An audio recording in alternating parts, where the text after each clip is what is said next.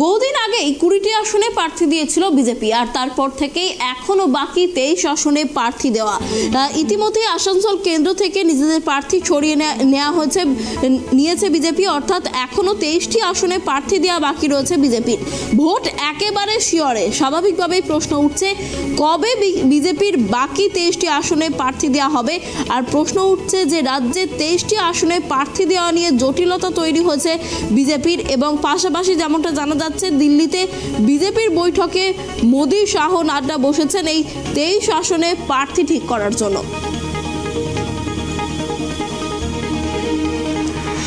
এ বিষয়ে আরো বিস্তারিত কথা বলবো। আমাদের সঙ্গে রয়েছে আমাদের প্রতিনিধি ত্রয়ন। দেখো একেবারে শুরুতেই কিন্তু বিজেপি 20টি আসনে প্রার্থী ঘোষণা করেছিল এবং কংগ্রেস কেন্দ্র থেকে ইতিমধ্যেই প্রার্থী নিজেকে সরিয়ে নিয়েছে, অর্থাৎ এখনো 23টি আসনে প্রার্থী দেয়া বাকি। কবে এই 23 আসনে প্রার্থী ঘোষণা হতে পারে কি জানা যাচ্ছে? এটাই এখন কিন্তু কোটি টাকার প্রশ্ন বলা যেতে পারে, এবং বারবারই দেখা যাচ্ছে বা বারবারই যেটা মনে করা হচ্ছিল, প্রথমে মনে করা হচ্ছিল সম্ভবত গত পরশু তারা প্রার্থী ঘোষণা করবে, সেটাও পিছলো একদিন। এবং বিজেপি রাজ্য নেতৃত্বকে সুকান্ত মজুমদার, শুভেন্দু অধিকারী তারা বারবার দিল্লিতে যাচ্ছেন এবং কেন্দ্রীয় নেতৃত্বের সঙ্গে বৈঠক করেছেন। গতকালও যে আসনগুলো এখনো পর্যন্ত জট রয়েছে বা প্রার্থী পরিবর্তন করা হতে পারে, সেই সমস্ত বিষয়গুলো নিয়ে কিন্তু আলোচনা হয়েছে। এবং বর্তমানে যে খবরটা পাওয়া যাচ্ছে এখনো পর্যন্ত, যে সম্ভবত আজকে সন্ধ্যের দিকে বা রাতের দিকে বাকি যে 23টি আসন রয়েছে, কারণ তুমি জানো যে 20টি আসনে প্রার্থী ঘোষণা করলেও আসানসোলে পবন সিং তিনি প্রার্থী ঘোষণা হওয়ার পরেই কিন্তু তিনি সরে দাঁড়ান, তিনি প্রার্থী হতে চাননি। ফলে সেই হিসেব মতো আরো 23টি আসনে বিজেপির প্রার্থী তালিকা ঘোষণা করার কথা রয়েছে। এবং সবকিছু যদি ঠিকঠাক থাকে তাহলে সম্ভবত আজকে সন্ধ্যে বা আজকে রাতের দিকে কিন্তু প্রার্থী তালিকা প্রকাশিত হতে পারে। এবং সেক্ষেত্রে একটা বড় সমস্যার জায়গা যেটা তুমি বলতে পারো, সেটা হলো মেদিনীপুর আসন নিয়ে কিন্তু একটা সমস্যা রয়েছে। এবং এই মেদিনীপুর আসনে তুমি জানো দিলীপ ঘোষ সেখান থেকে বর্তমানে সাংসদ রয়েছেন। সেই জায়গা থেকে দিলীপ ঘোষকে বর্ধমান দুর্গাপুর আসনে সম্ভবত দল পাঠাতে চাইছে। এবং এক্ষেত্রে দিলীপ ঘোষ দলের যে অবস্থান, সেই অবস্থান মেনে নেওয়ার কথা বললেও তিনি যে খুশি নন বা তিনি যে তার যে মন খারাপ, সে বিষয়টাও কিন্তু তিনি তার ঘনিষ্ঠ মহলে স্পষ্ট করেছেন। তার কারণ হলো তিনি 5 বছর ধরে যেভাবে তার নিজের সংসদ এরিয়ায় কাজ করেছেন বা সাধারণ মানুষের সঙ্গে যে যোগসূত্র তৈরি করেছেন, এমনকি এবারে তিনি মেদিনীপুর থেকেই প্রার্থী হচ্ছেন এটা ধরে নিয়ে কার্যত প্রচারও শুরু করে দিয়েছেন। এবং সেই প্রচারের ক্ষেত্রে যে অর্থ খরচ হয়, সেই অর্থ বেশ কিছুটা খরচ করে ফেলেছেন। ফলে এই সামগ্রিক দিকগুলো দেখে কিন্তু তিনি মেদিনীপুরেই প্রার্থী হতে চাইছিলেন। যদিও যেটা মনে করা হচ্ছে তার হয়তো কেন্দ্র বদল হতে পারে, বর্ধমান দুর্গাপুর কেন্দ্র থেকে তাকে প্রার্থী করা হতে পারে। এবং অন্যদিকে ভারতী ঘোষ, প্রাক্তন আইপিএস, তাকে কিন্তু মেদিনীপুর থেকে প্রার্থী করা হতে পারে, এই একটা জল্পনা রয়েছে। এর পাশাপাশি তুমি জানো কলকাতা উত্তর আসন নিয়ে একটা সমস্যা রয়েছে, সেখান থেকে প্রার্থী হওয়ার বিষয় নিয়ে একটা জটিলতা রয়েছে। অন্যদিকে দিব্যেন্দু অধিকারী, শুভেন্দু অধিকারীর ভাই, তিনি এই মুহূর্তে বিজেপিতে যোগদান করেছেন, তাকেও সাংসদের টিকিট দেওয়া হবে কিনা, এই বিষয়গুলো নিয়ে কিন্তু বেশ কিছু জট রয়েছে। এবং সেই কারণেই এই দেরিটা হচ্ছে বলে বিজেপির অন্দরে একাংশ মনে করছে।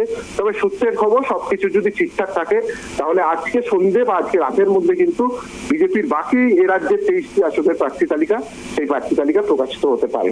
অনন্যা, দেখো তো আরো একটা বিষয় যেটা জানতে চাইবো, যে রায়গঞ্জ লোকসভা কেন্দ্রে যেখানে দেবশ্রী চৌধুরী সাংসদ ছিলেন, সেখানেও কিন্তু এখনো প্রার্থী দেয়নি বিজেপি।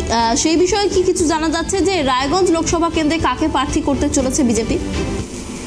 দেখো, এই বিষয়টা নিয়েও কিন্তু একটা জট অব্যাহত রয়েছে। কারণ তুমি জানো যে রায়গঞ্জ কেন্দ্রে যিনি বিজেপির টিকিটে জিতেছিলেন, মন্ত্রীও হয়েছিলেন, সেই দেবশ্রী চৌধুরীর কাজে কিন্তু সেখানকার সাধারণ মানুষ খুশি নয়।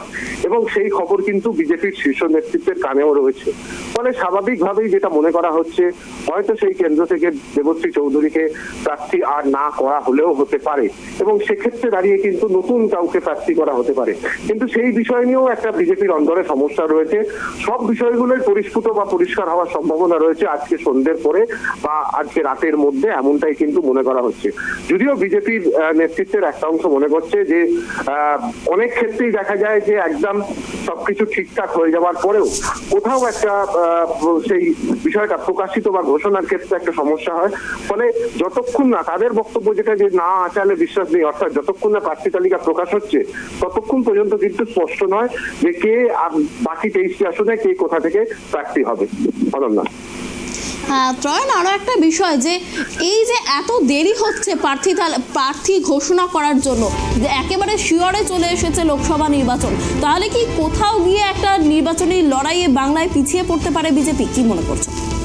এখানে এই সম্ভাবনা তো অবশ্যই রয়েছে। তার কারণ হলো এখানে দাঁড়িয়ে স্বরাষ্ট্রমন্ত্রী অমিত শাহ রাজ্য থেকে 25টির ওপর আসনের লক্ষ্যমাত্রা বেঁধে দিয়েছেন।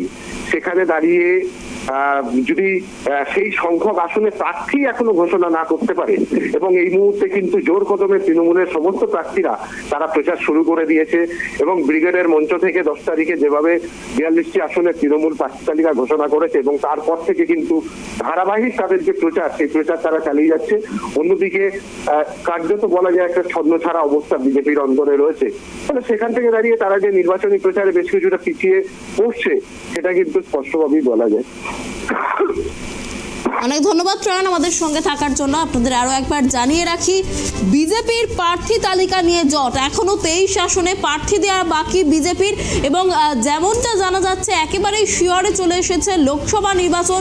আর এই সময়ে বিজেপির প্রার্থী তালিকা এখনো ঘোষণা করা হয়নি। যেমনটা মনে করা হচ্ছে যে আজ রাতের দিকে বিজেপির প্রার্থী তালিকা ঘোষণা করা হতে পারে।